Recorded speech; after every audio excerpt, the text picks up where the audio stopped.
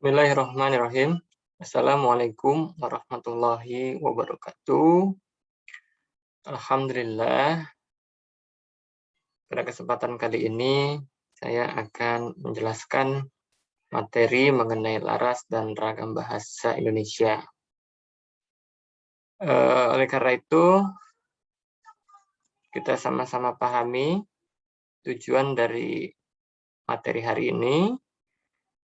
Yang pertama, manusia mampu menerapkan penggunaan bahasa Indonesia yang baik dan benar. Nah, definisi bahasa yang baik itu artinya mahasiswa harus bisa menempatkan kepada siapa kita sedang berbicara.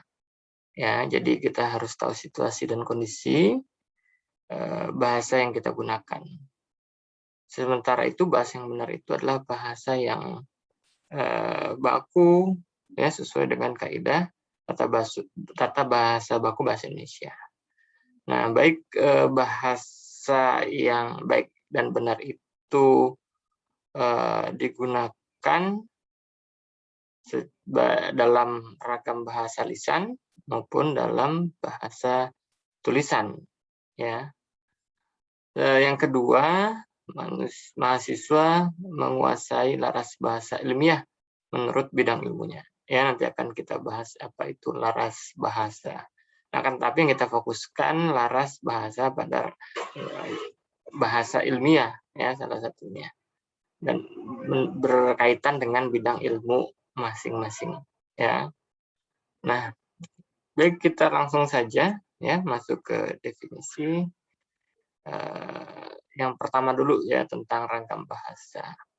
Nah, menurut Alwi tahun 2020 dia menyebutkan bahwa ragam bahasa dapat dikelompokkan menjadi dua. Yang pertama itu berdasarkan golongan penutur bahasa, ya, orang yang menuturkan bahasa, dan yang kedua berdasarkan jenis pemakaian bahasa, ya, macam-macamnya penggunaan bahasa.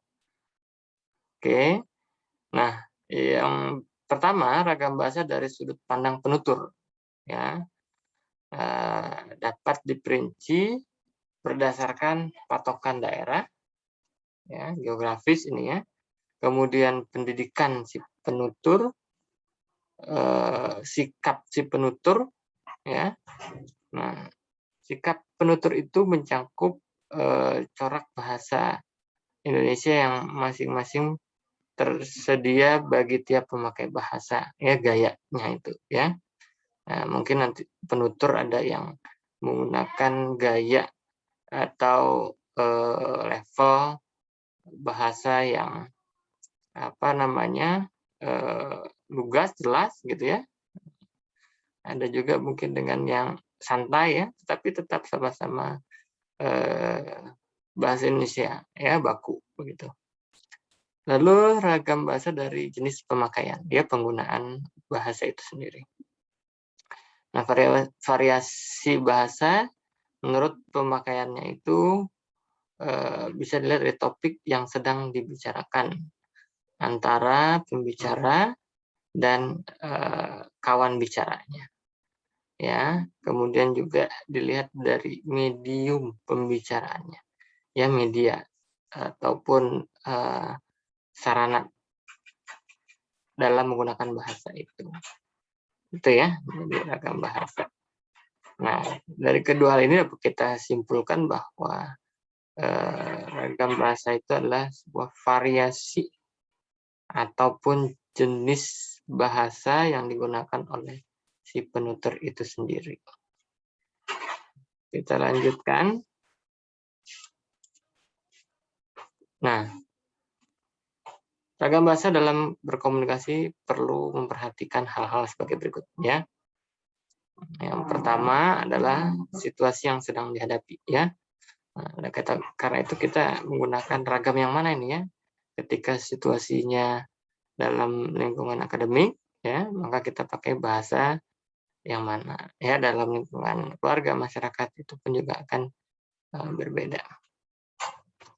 Lalu yang berikutnya, ragam harus memperhatikan masalah yang akan disampaikan. Jadi ada kesesuaian, ya, topik ataupun problematika dari bahasa yang akan disampaikan. Latar belakang pendengar, ya, audiens, ya, ketika kita akan berbicara, ya, maka kita harus bisa membedakan kepada siapa kita sedang berbicara, ya, tidak bisa kita samakan dengan pedagang, ya, dengan guru, ya, dengan orang tua, tentu menggunakan ragam-ragam yang khusus, ya, atau berbeda. Dan yang terakhir adalah media atau sarana yang digunakan, ya, itulah, ya, kalau kita menggunakan kalau kita tanpa media, ya, misalkan kita berbicara secara langsung, maka bahasanya pun harus hati-hati, ya, apalagi menggunakan media, ya, seperti apa itu WhatsApp, gitu ya. Kita sudah hati-hati saja, banyak multi tafsir dalam tulisan WhatsApp, ya. Oleh karena itu, ya, kita harus memperhatikan hal-hal seperti ini. Oke, kita lanjutkan. Nah, jenis atau ragam bahasa, jenis-jenis macam dari ragam bahasa itu maksudnya, ya. Nah, ada ragam formal, ya, baku ini maksudnya. Nah, itu contohnya, ya, sebelah kanan. Biasanya kata-kata yang kita gunakan untuk penyebutan kata ganti ini, ya. Ada saya, Anda, Bapak, Ibu, saudara. Nah, ini kan biasa sekali, ya, dipakai ketika kita melakukan presentasi, diskusi, ya, dalam seminar, ya, ini ya, wajar sekali, ya. Nah, dalam ragam yang semi formal, ya, atau dalam lingkungan yang tidak terlalu formal, ya, santai begitu, ya. Nah, maka kita gunakan kata aku, ya, kamu, Mas, Mbak, ya. Biasanya digunakan untuk orang-orang terdekat, ya, dalam keluarga, ya, dengan saudara, ya. Nah, kan tapi ada pula ragam bahasa yang tidak formal, tidak baku, ya. Nah, ini biasanya anak-anak muda sekarang, ya, menggunakan bahasa-bahasa yang, ya, wajar saja, ya, karena memang mereka sedang berdiskusi dengan sesama temannya, ya, seumuran, sebaya, ya, gitu, ya. Jadi biasa saja, gitu, ya. Biasa bagi mereka, begitu, mungkin bagi kita, ya, agak-agak kasar begitu, ya. Berikutnya kita masuk ke perbedaan ragam baku dan tidak baku. Nah, di sini definisinya bahwa yang ragam baku terlebih dahulu adalah ragam bahasa yang dilembagakan dan diakui oleh sebagian besar masyarakat pemakainya sebagai bahasa resmi dan sebagai kerangka rujukan norma bahasa dalam penggunaannya, ya. Jadi ragam baku ini tentu ada lembaga yang mengurusinya, ya. Nah, kalau kita perhatikan di sini ada dulu namanya Pusat Bahasa, sekarang menjadi Badan Pengembangan dan Pembinaan Bahasa, ya.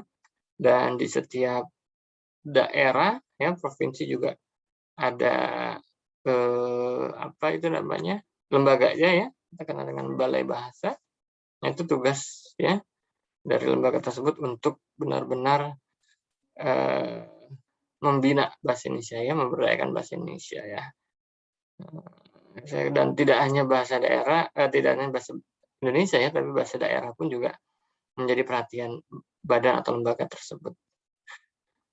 Oke, sedangkan ragam tidak baku tentu sebaliknya, ya.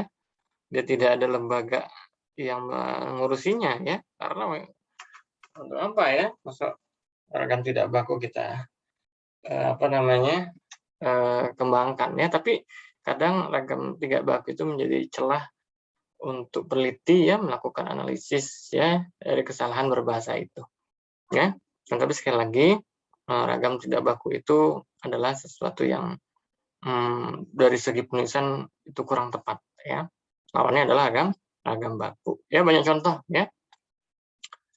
Misalkan kata pengaruh, ya, menjadi memengaruhi atau memengaruhi. Nah, itu bisa kita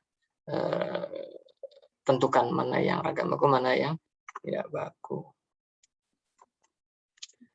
Nah, berdasarkan sikap ragam baku, ya, itu tentu harus memperhatikan yang pertama kemantapan ya, atau sesuai dengan kaidah bahasa ya, aturan-aturan berbahasa. Nah, ini tentunya setiap bahasa punya sistem dan aturan tersendiri ya, tidak bisa kita samakan. Ya, bahasa Indonesia merupakan bahasa yang sederhana ya, karena memang tidak memiliki tingkatan bahasa, ya tidak seperti bahasa Jawa, Sunda ya, itu banyak tingkatannya ya. Dan dinamisasi ya, atau tidak terlalu kaku begitu ya. Walaupun baku tapi tidak kaku ya, karena bisa menempatkan bahasa itu sesuai tempatnya ya. Itu dia tadi yang dikatakan bahasa yang baik ya. Kemudian cendekia ya, ragam baku dipakai dalam situasi-situasi tertentu ya, dalam lingkungan akademik ya, lingkungan kerja ya, ataupun pada saat mengikuti kegiatan-kegiatan yang sifatnya nasional ya, karena untuk memudahkan komunikasi antar daerah yang berbeda bahasa ya.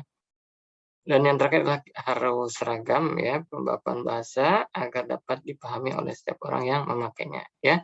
Jadi ya tadi itu ya tugas dari lembaga bahasa itu untuk menertibkan ya kata-kata yang mungkin tidak baku, padanannya apa ya, serapan dari bahasa asing ya, kita adaptasikan menjadi bagaimana. Kemudian macam ragam baku ya.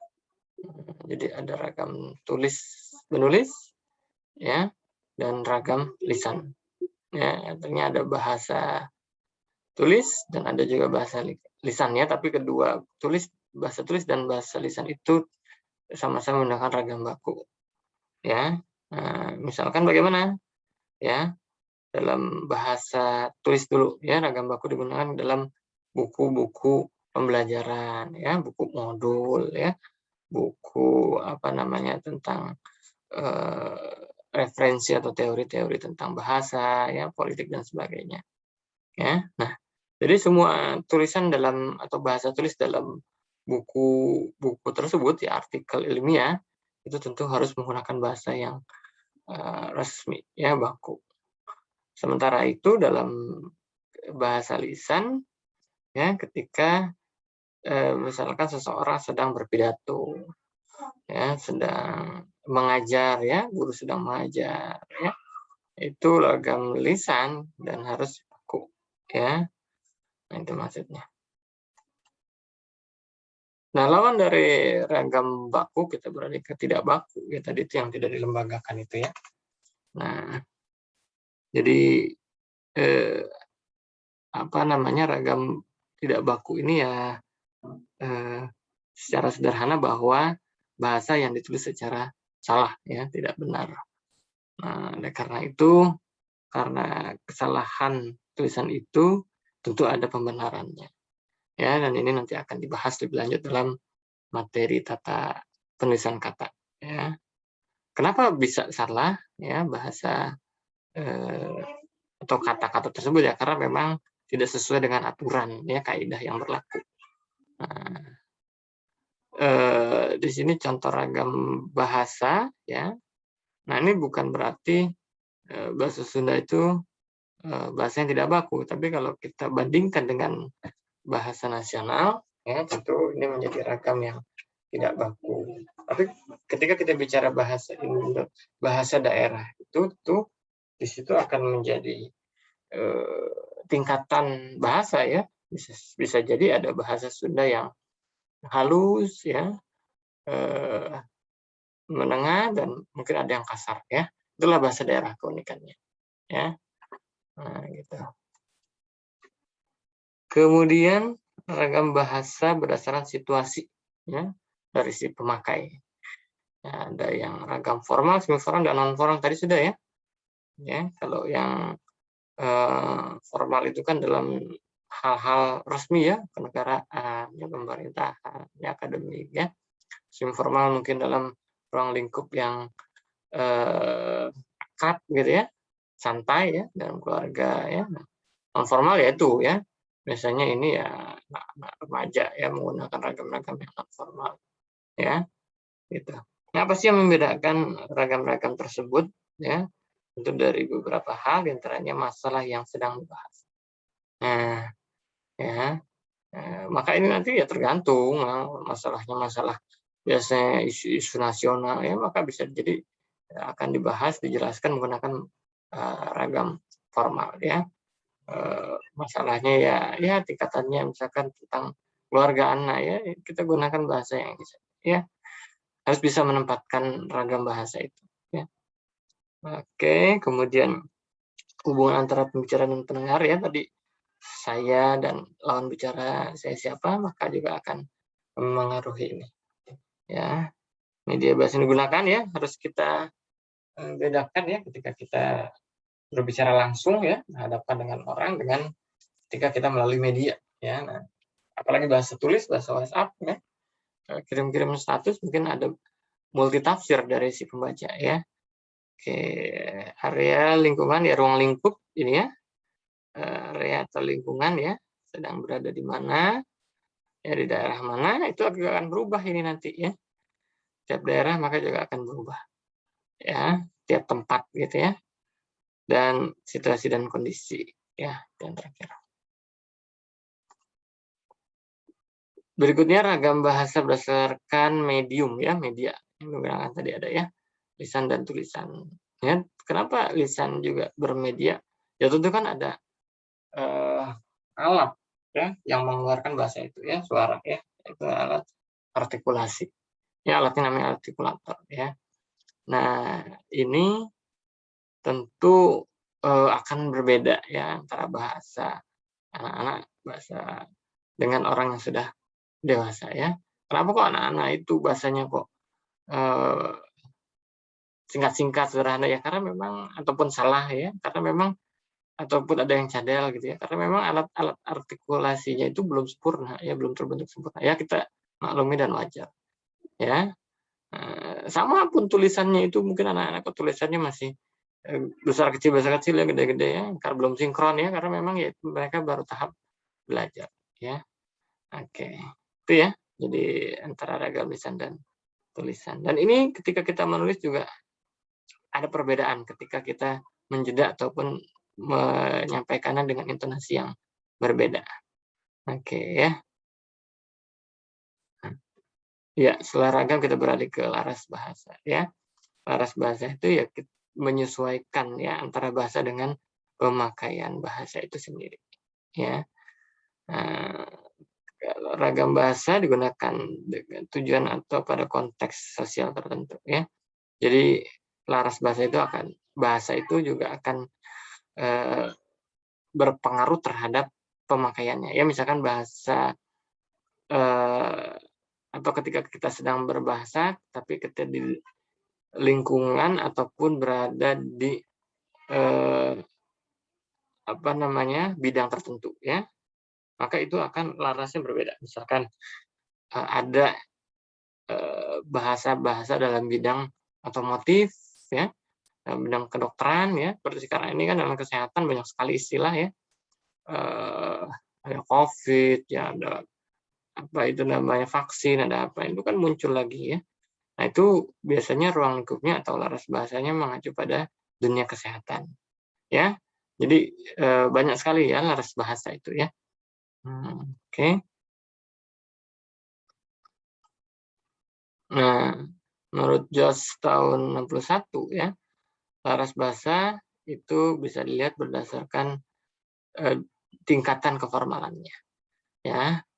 Ragam beku ya dalam suatu hikmat ya, kita bisa lihat contoh-contoh laras bahasa dalam tulisan-tulisan di kitab suci ya. Nah, ini buku sekali, tidak bisa diubah ini ya, nggak ada yang bisa ganti ya, misalkan surat apa ya itu sudah beku ya. Ya kalau sudah beku ya beku ya. Terus dalam undang-undang dasar ya, pasal-pasal ya, KUHP segala macam itu laras bahasa dalam bidang hukum yang sifatnya beku ya. Kemudian ragam resmi, ya, laras bahasa yang menggunakan ragam resmi, misalkan laras ketika pidato, ya, menulis jurnal, ya. Nanti kita akan fokus ke laras bahasa yang ilmiah. Berikutnya ragam konsultatif untuk pembicaraan terpusat, ya, ketika kita misalkan di pasar, ya. Nah, itu kan tentu menggunakan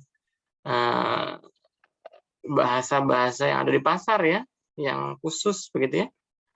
Misalkan ya tawar-menawar, ya, obral, ya, itu kan laras bahasa. Ya, itu masuknya laras bahasa. Ada kosakata tertentu, istilah-istilah khusus lah, ya, dalam bidang pasar, ya, dalam dunia sekolah, ya, itu ada juga, ya. Tidak resmi, ya, maka juga ada kosakata yang menunjukkan bahwa itu dalam ragam santai, ya, misalkan hai bro, ya, kemana coy. Nah, itulah laras-laras yang menunjukkan itu misalkan dalam dunia pergaulan, ya. Dan yang terakhir, memiliki hubungan yang sangat akrab dan intim, ya, seperti tadi, ya, dalam ragam bahasa yang semi formal. Oke, apa sih hubungan ragam bahasa dan tentu sangat berhubungan, ya. Nah, kalau laras itu biasa dalam bidang apa, ya, kosakata atau istilahnya, ragam itu biasa jenis bahasa yang akan gunakan itu masuk kelompok yang mana, ya, apakah baku, tidak baku, tulisan, lisan, ya, dan seterusnya. Nah, ini bisa dilihat, ya, dari beberapa hal, ya, hubungannya latar belakang penutur, ya. Nah, latar belakang penutur itu, ya, dia dari misalkan daerah mana itu juga akan berpengaruh, ya, penggunaan ragam dan larasnya. Pendidikan si penutur, ya, pemakaian, sikap sosial, ya, dan sebagainya. Dan yang terakhir adalah ruang lingkup, ya, atau pokok persoalan, itu juga akan mempengaruhi. Nah, dari beberapa bidang laras bahasa, ya, yang kita ambil contoh adalah laras atau dalam bidang ilmiah, ya. Salah satunya penggunaan bahasa Indonesia yang baik dan benar, tadi sudah disinggung, ya, apa itu bahasa baik, apa itu bahasa yang benar. Nah, tentu kriteria penggunaan bahasa yang baik itu tepat memilih ragam bahasa yang sesuai dengan kebutuhan informasi, ya. Jadi baik, ya, bahasanya, ya, sesuai dengan kebutuhan atau situasi dan kondisi. Bahasa yang baik itu harus bernalar, ya. Ya, kita harus menggunakan akal pikiran kita, ya, jangan sampai salah ucap, ya. Artinya bahasa yang digunakan itu logis dan sesuai dengan tatanan nilai-nilai di masyarakat. Oke, ya, ini terakhir kriterianya dari Subono tentang bahasa yang baik dan benar, ya. Apa saja aspeknya? Ada bunyi, ya. Kemudian tata bahasa, ya, aturan, kosakata atau istilah tadi itu, ya, mana bahasa baku, mana yang tidak baku, ejaan, ya, nanti kita akan belajar ejaan dan pemaknaan dari bahasa itu. Nah, pada akhirnya bahwa berbahasa itu bukan sekedar berkomunikasi atau asal mengerti, ya, tapi bahasa itu perlu menaati kaidah atau aturan yang berlaku dari sistem bahasa tersebut. Baik, itu saja pembahasan dengan materi laras dan ragam bahasa. Ya, semoga bermanfaat. Terima kasih atas perhatiannya. Wassalamualaikum warahmatullahi wabarakatuh.